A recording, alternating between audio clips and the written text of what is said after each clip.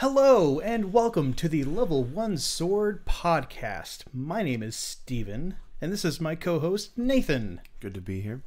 It is good to be here. This is podcast number 109. Yeah, 109. Yep. And we have ways of being contacted. If you'd like to reach out to us, maybe give us a topic suggestion or two, ask us how our week's going. Anything really. I need to know that someone cares. Indeed. Because Steven doesn't. Not in the slightest. Nope. So yeah, give Nathan the support he needs at lvl1sword@gmail.com is the email address for that. Or if you'd rather tweet at us, we have at lvl1sword as the Twitter handle for that. You can also find us on various places: YouTube, Google Play, Twitch. Yeah. That about covers that. The audio podcast, I'll give a quick update on that. I did mention before we were on Podbean. We're going to be on Podbean for a little while longer, but I think we're going to move to a different distribution service that will basically get us everywhere. Ooh. And will be a normal podcast where you can go to any podcast service, Stitcher, Google Play, iTunes, which is the big one. The big leagues now. Kids. Big leagues. Yeah. And just get our podcast out to more ears. Podbean was very short-lived. Yes. As things are a bit too manual for me, I'd like things to kind of be automated. Yeah. So we might have that. So stay tuned. Yes. But as of right now, we are on Google Play.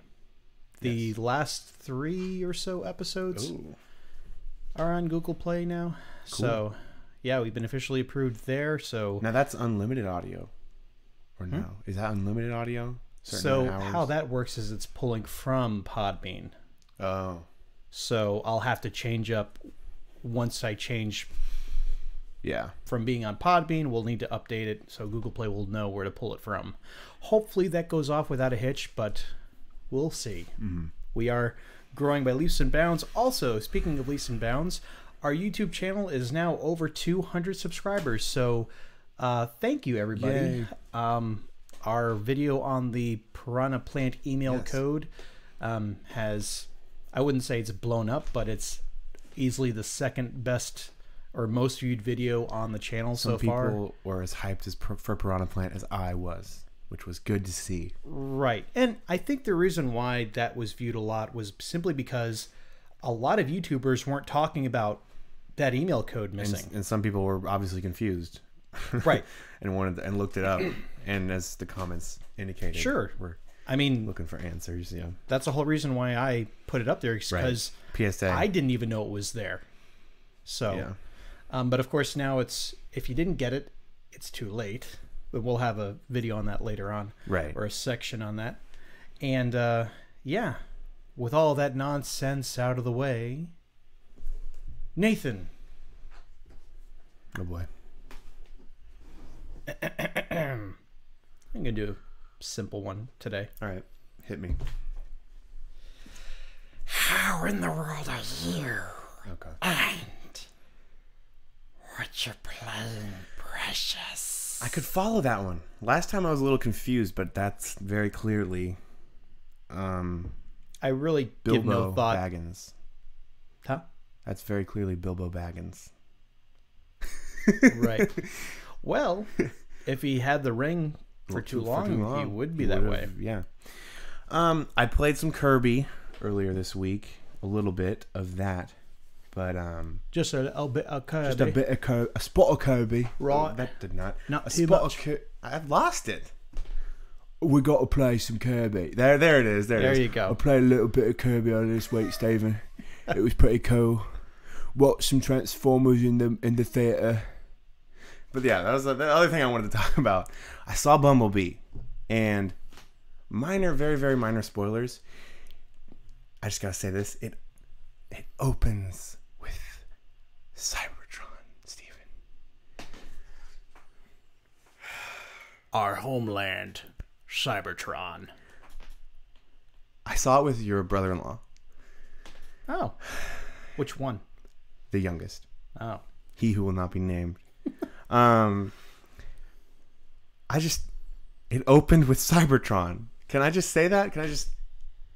And then, dude, like full on, like, robots, only robots, punching other robots, Optimus with his, like, gun, just, like, grabbing people and, like, shooting them in the face, and Bumblebee had a voice. It was so awesome.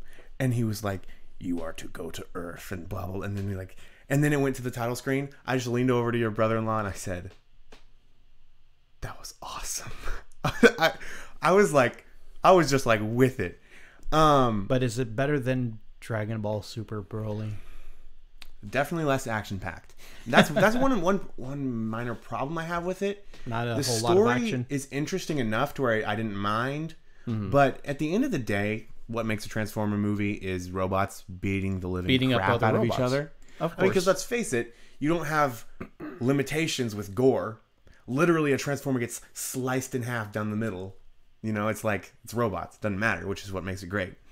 So yeah, middle portion of the movie, not a whole lot of, at least, Transformer on Transformer action, which is, you know, where it's all at. But like I said, it didn't bother me that much. Yeah, just a few comments. Like, I just thought it was great.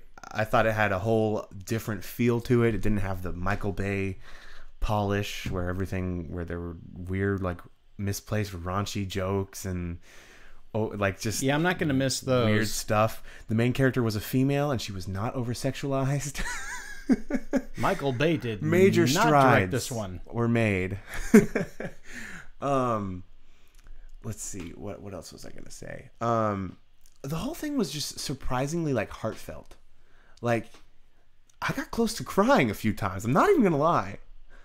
Like, a few times in that movie, I had to, like, look over and be like, I just got something in my eye, dang it. Like, I'm not crying. Like, yeah. But, yeah, so I thought it was great. In the end, it was exactly what I wanted. It was a Transformers movie with Transformers action and a plot. Plot's straightforward. Plot's very straightforward. I'll give it that. But, you know, what do you expect? But the characters, the human characters that they did have in it, it made you care. And so it didn't feel out of place or anything like that. And so for that, I thought it was awesome. So yeah. Bumblebee. If you haven't seen it, go see it. You need to see it. Are you going to see it in theaters?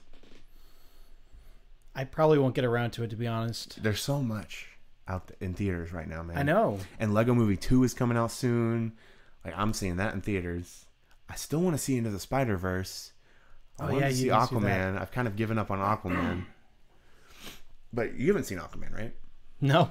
Okay, yeah. I'm not going to go see Did we talk about Shazam? Aquaman. I really want to see Shazam. That looks funny. I will see Shazam. Yeah. I'm actually looking forward to that.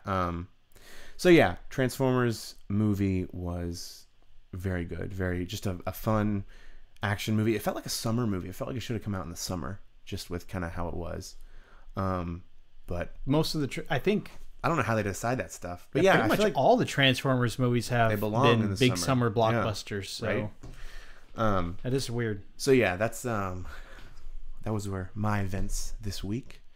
With all that out of the way, Steven, what are you playing, Steven? Thank you. I already know what you're playing, but let's get to it. We'll build up to it though. All right. So, of course, the usual right now, Pokemon Gold. Mm-hmm. Not as much progress in that as I had wished. I did wonder get why. Ho-Oh. What? Ho-Oh. Ho-Oh? It's the bird on the cover of the Oh. box. You officially made it. Yes, I got my first legendary. Yeah. And it's only taken me 40 hours of gameplay. Wow. It's too long, man. Man, you Gen 2 people, Matt included, Yeah. bloated. The game is bloated. There's too many Pokemon. I was right to stop with Gen 1. Yeah. I honestly... So this is second gen, right? Gold is? Yeah. Wasn't that they had silver and gold after red and blue? Yeah. Isn't that what? Yeah. It's red, blue, and yellow are Gen 1. Yeah. And then... So this is what bothers me, actually. So they have gold, silver, and then crystal. What about bronze, bro? You just forgot about bronze? No. Here's what they should have done. But it's like they got it wrong. So the 4th generation...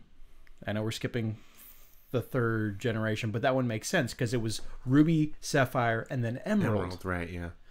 So what they did with Gen 4 was they had diamond and pearl, and then platinum.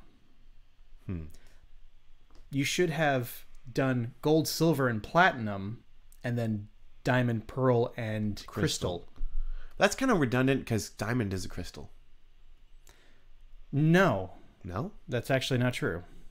Crystal is something Oh, different. yeah. Crystal's weaker. Crystal's a different compound. That's right. Though they should have done some other precious. Yeah. I feel like bronze should have been. It's an obvious bronze with silver and gold. But it's supposed to be better than gold and silver. So they should have done platinum because it's rarer and it's more it has more uses to it. So yeah, they should have done that. Messed up naming schemes, man. But anyway, yeah, got Ho-Oh, and it's a Firebird that's really cool. Got some really nice attacks and moves. And playing Smash Brothers, playing through World of Light a second time. And is it a what do they call it when you play through it again? New Game Plus? Yeah. It is. Yeah. And I don't think I had started it yet when we recorded the last podcast. I think I was about to. Yeah, yeah. So I started again, and I was completely expecting to start out with just Kirby again. No, you have access to the entire roster. And with the release of Piranha Plant, you could play as Piranha Plant in that mode now, too. Oh, cool. I thought they were going to keep it locked to the starting roster because... Yeah. But no. So it looks like all the DLC characters will be available to play as... That's cool. Do we know of any other DLC characters? Joker from Persona 5. I've said my piece on that. Yeah. So, but yeah, you not only have all your spirits still, you also have all of your access to all your fighters. So I've just been recycling through them, or not recycling, just cycling through them. Yeah. And it's still long, although I'm going through it really fast now because like there's really no match that's too hard. I did have a little bit of difficulty before you came over. There's like one match where you have 90 seconds to take out Peach, and she's on the Donkey Kong level, like the original Donkey Kong level. Have you ever played that level with all the ladders? It's like 75. Yeah, it's like the worst stage of Smash Brothers stage. If they worse than that one with the turtles coming out on the sides and I would that one. much rather play on that level than. Does it have barrels coming down like constantly? Well, Donkey Kong will like kind of come forward and throw trampolines at you, but you can turn that off. You can turn the turtles and crabs off. Is this a new feature?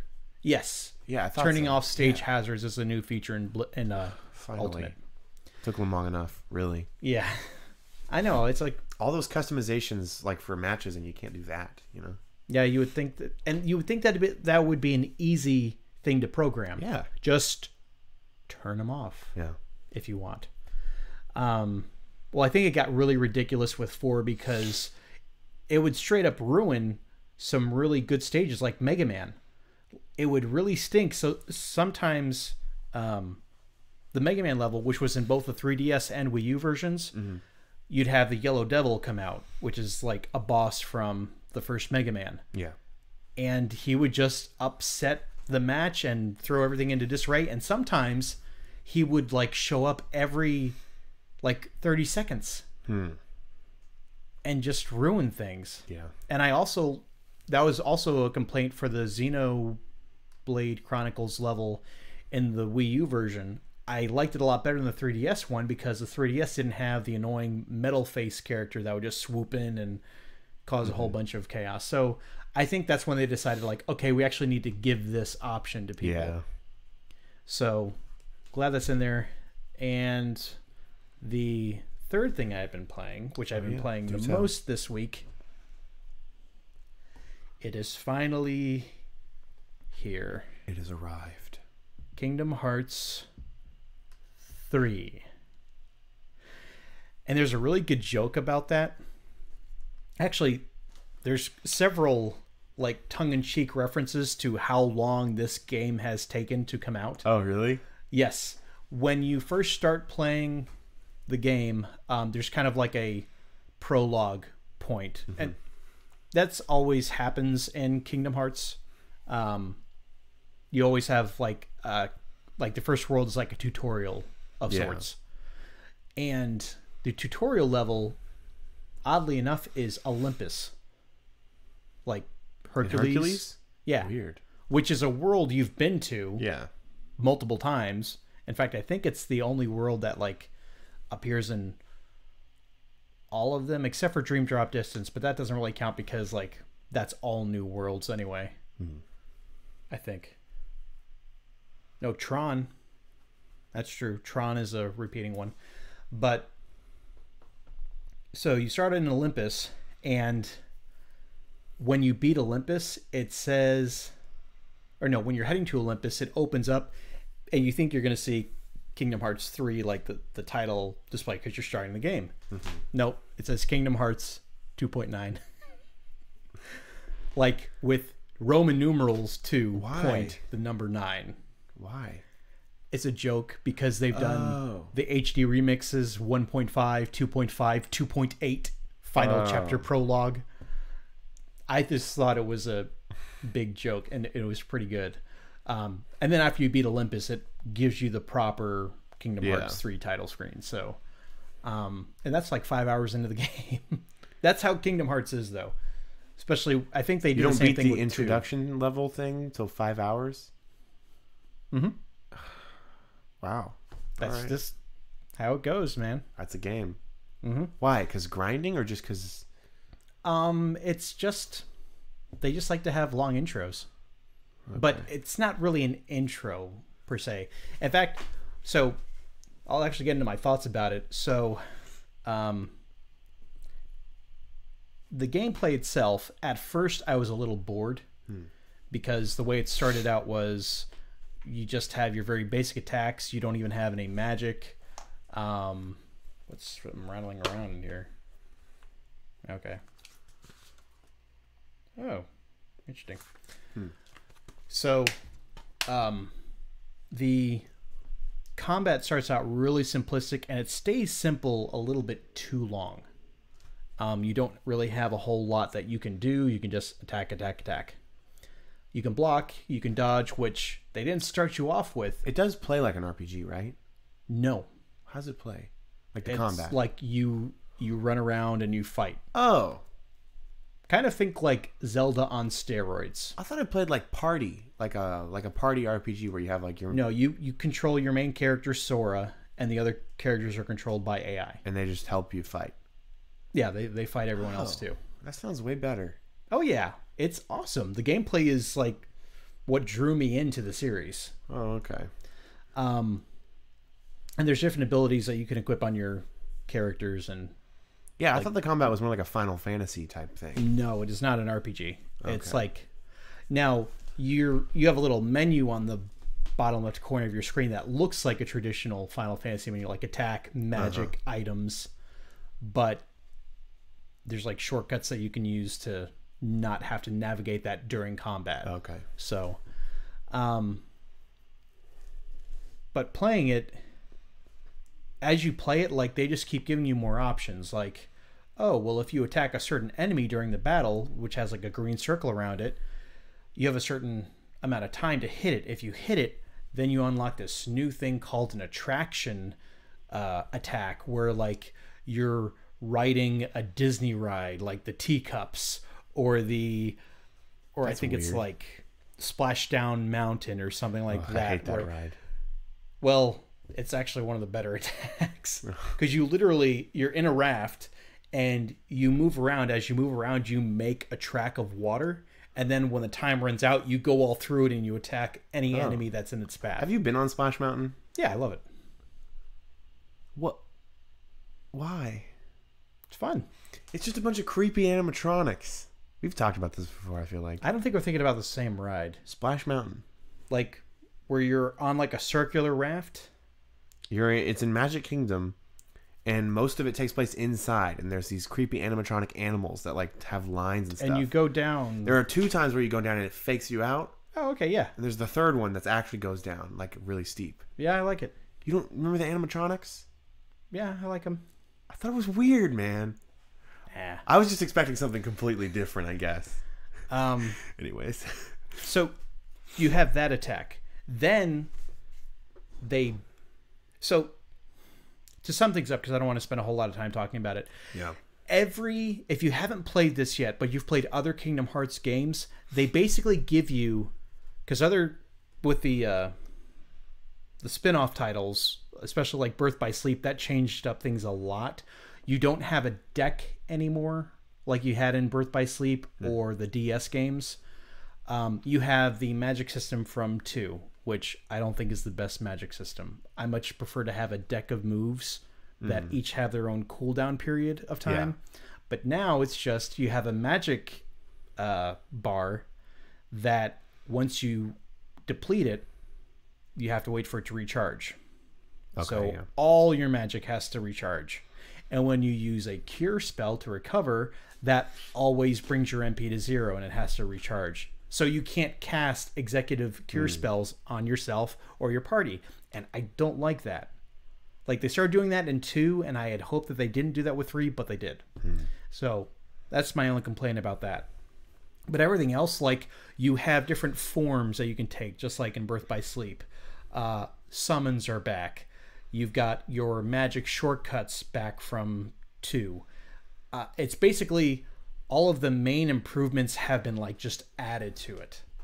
So it really is like the culmination of the series as far as the combat goes. Okay. Technically speaking, it's running on Unreal Engine 4, and it looks really good. This is the first game that I've played that really is helped out by the PlayStation 4 Pro. Okay. If I were playing it on the original PlayStation 4, it would play at 30 frames per second below 1080p resolution. But when I started playing it, there's a mode on PlayStation 4 Pro called super sampling.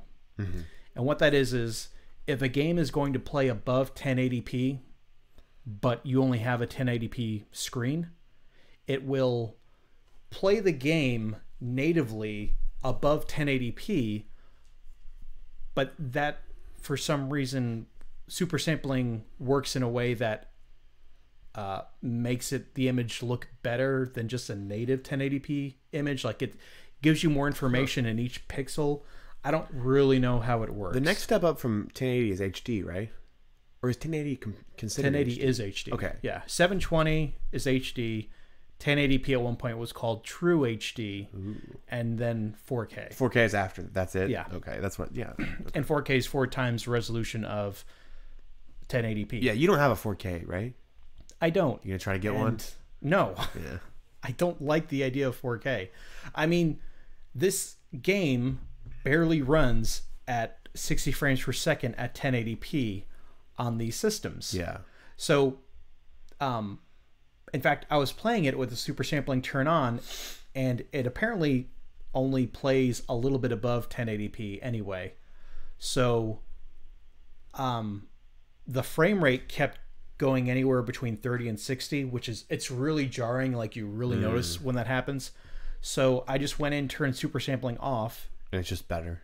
And it's just 60 frames per second all the time.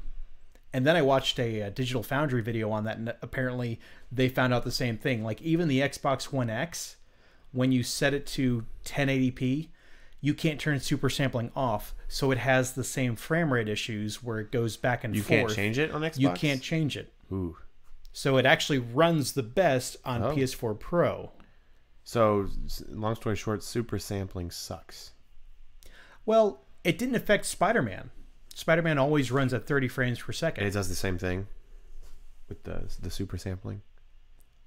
Well, super sampling doesn't affect the frame rate on Yeah, Spider-Man yeah. like it does on Kingdom Hearts 3. Right, right. But at the same time, Spider-Man stays at 30 frames per second all the time. Okay. It doesn't go up to 60. So I'm playing it at 60 frames per second. I haven't played the HD versions of the old Kingdom Hearts games yet because the PlayStation 4 edition has those games all running at 60 frames per second. Mm-hmm. And I've never...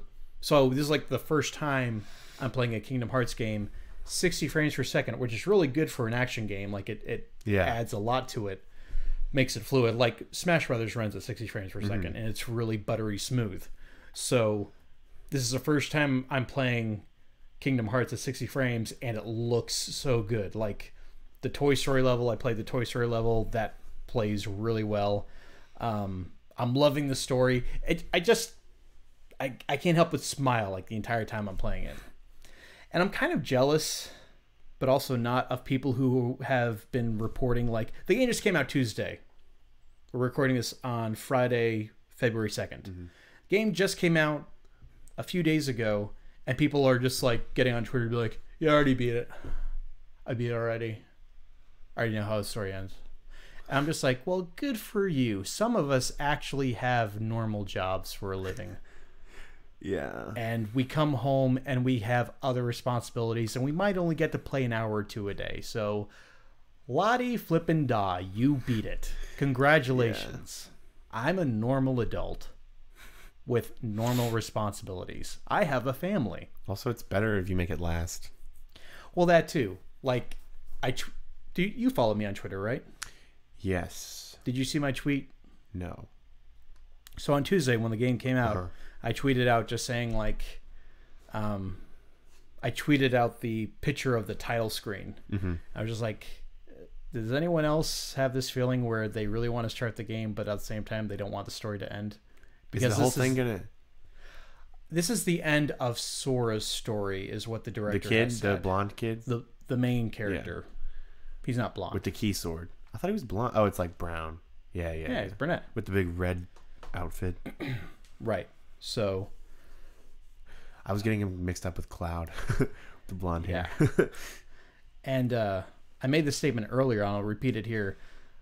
If I had no interest in the PS4 before now, I would buy a PS4 just for this game. Yeah. It's that much fun. I heard a couple of reviews saying something like, well, this still plays like an old Kingdom Hearts game. Like the gameplay hasn't really changed. And I want to be like, yeah, that's exactly what I wanted. Why do you need to reinvent the wheel, you know? Like... And also, it's a culmination of all the elements. And then they said they weren't Kingdom Hearts fans, so they didn't really play the old games that much. But it's like... So it's like, why are you talking about this? This is my issue with modern gaming reviews in general, where they get someone who's not a fan of that game or even that genre, like if it's a franchise, and they have nothing but criticism for it. It's like, well, you don't like that genre. Why are you reviewing a game that's in a genre that you don't like? Or you don't like that franchise? It's like getting someone who hates romantic comedies to sit down and like watch them. It's like, yeah, they're going to not like them. Could have called that a mile away. Like trying to put a square peg through a circle, you know? And the thing is, like, no one can be truly objective. Everyone brings in their prejudices into... Well, because everyone has prejudice. Yeah. That's just it's making decisions. It's just what you like, you know? Right. So if you don't like something, like, I should not be... If I were a game reviewer, I shouldn't review sports games... First-person shooters. And first-person shooters. Or racing games. I have no idea what makes a good one or not. Yeah. So, I mean, there you have it. But yeah, Kingdom Hearts 3, I love it. I'm so happy with it. When I beat the game, I'll probably give a little impromptu review, talk about it again, but I am working on just beating it so far first time around.